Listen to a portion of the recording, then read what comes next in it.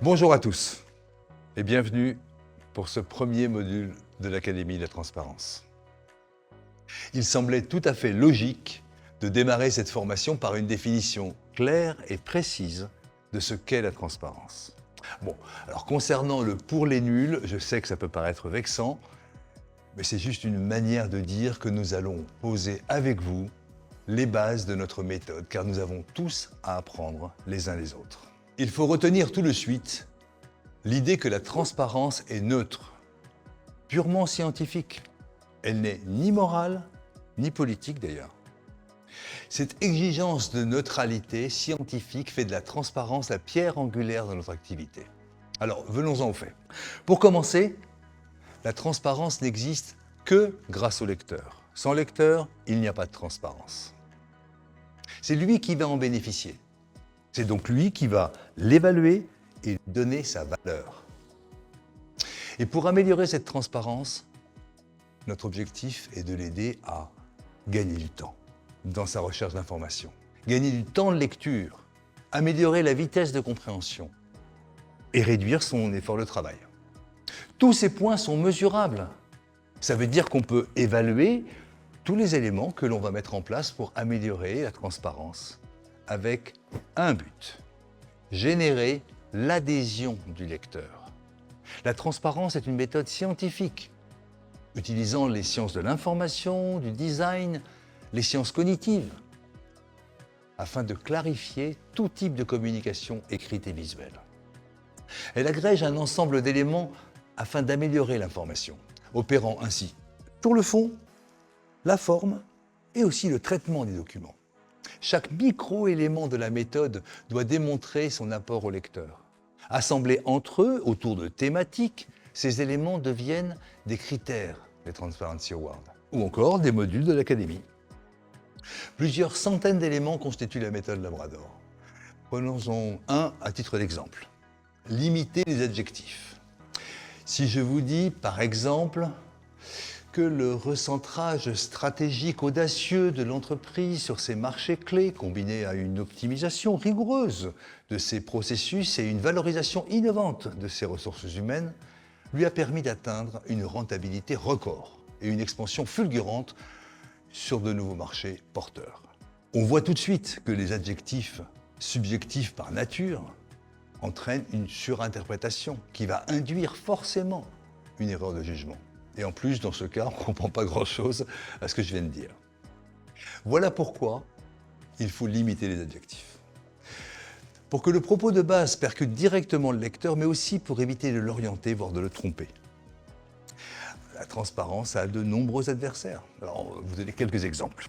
Il y a la peur, comme vouloir trop en mettre par précaution. Il y a le bruit, qui consiste à noyer son information principale, si elle existe, au milieu d'informations secondaires.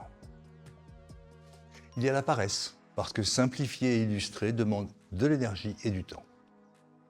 Et puis il y a l'enfumage aussi, celui de faire croire qu'une galerie de photos sur une couverture d'un document réglementé suffirait à faire passer un message. Tout ça nuit à la confiance. Après ces nombreux biais qui altèrent la transparence, j'en arrive aux 5 piliers sur lesquels repose toute la méthode Labrador. Commençons par le premier pilier de la transparence, l'accessibilité. L'immense majorité de nos lecteurs savent ce qu'ils recherchent. Nous les appelons les lecteurs érudits.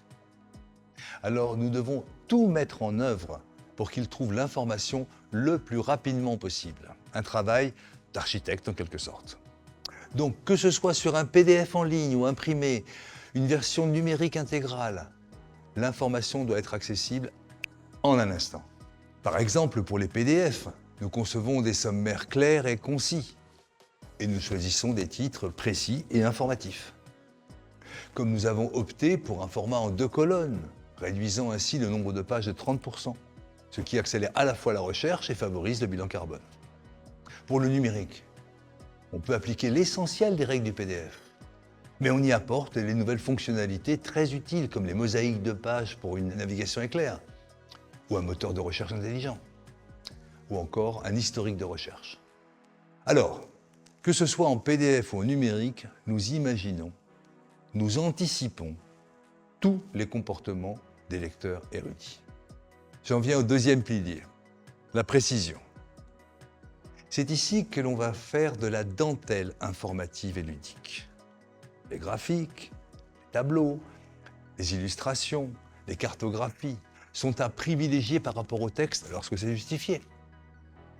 Les focus et les synthèses seront indispensables pour l'émetteur afin de présenter à des endroits clés une information lorsqu'elle n'est pas recherchée par le lecteur. Alors ce pilier va grandir avec les nouvelles réglementations, les nouvelles tendances, le besoin grandissant de détails de l'information. Notre grand défi sera d'être de plus en plus précis sans être de plus en plus compliqué. Alors oui, effectivement, il y a encore de vrais challenges qui nous attendent. Mais l'exactitude ne suffit pas. Pour qu'une information puisse convaincre, il faut la mesurer, l'évaluer et donc la comparer. Le troisième pilier est la comparabilité. La comparabilité est donc un socle de la méthode Labrador pour aider le lecteur à faire des choix éclairés à partir de standards pédagogiques. La comparabilité existe depuis longtemps sur l'information financière, encore que. Mais tout reste à faire sur l'information extra-financière. Par ailleurs, les 4 autres piliers de la transparence sont tous au service de la comparabilité. Le 4e pilier maintenant, la disponibilité de l'information. Les documents réglementés doivent bien évidemment parvenir à tous les lecteurs le plus rapidement possible et dans tous les formats d'usage, version traduite comprise. Voilà pourquoi le traitement, les processus, la sécurité de l'information, la structure des rubriques investisseurs des sites émetteurs et l'archivage des documents sont intégrés à ce pilier. Le 5e et le plus récent va provoquer la révolution du langage avec la digitalisation et l'arrivée de l'IA. Il s'agit de la clarté. La technique de langage clair existe depuis longtemps dans le monde anglo-saxon et nous l'avons adaptée au français. Cela consiste en un ensemble de règles d'écriture qui améliorent et accélèrent la compréhension et la mémorisation d'un message. Ce langage clair est objectif et scientifique. Il est défini par une multitude de critères tels que la longueur des phrases, des paragraphes, le nombre d'adverbes, d'adjectifs, la sémantique, la structure même des phrases, les formes actives par exemple.